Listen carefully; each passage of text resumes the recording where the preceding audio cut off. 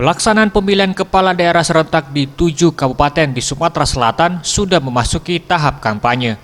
Menuju hari pencoblosan pada tanggal 9 Desember mendatang, pengamat politik pesimis angka partisipasi masyarakat dalam memberikan hak pilihnya meningkat.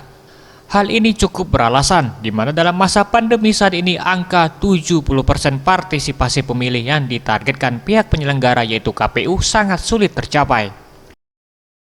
Dan ini dapat dilihat dari tingkat partisipasi pada pemilihan dalam kondisi normal. Untuk mencapai tingkat partisipasi sebanyak 74% cukup sulit. Berdasarkan hal tersebut, pengamat politik memprediksi tingkat partisipasi pemilih sebesar 60% dalam pilkada serentak di Sumatera Selatan tahun 2020 ini sudah sangat cukup baik.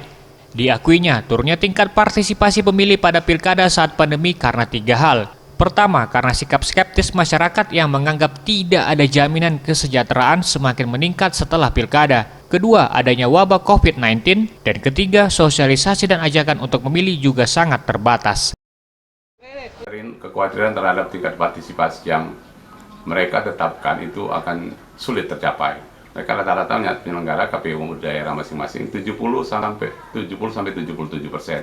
Saya katakan itu sulit karena kondisi sekarang lagi COVID. Belum ada satupun riset yang menyebutkan bahwa pilkada ini signifikan akan meningkatkan tingkat kesejahteraan sosial ekonomi masyarakat. Calon-calon yang kurang menarik, baik dari segi tampilan, kemudian dari segi pola kampanye, maupun daripada interaksi sosial yang mereka lakukan terhadap para pemilih. Tim Liputan Sriwijaya TV.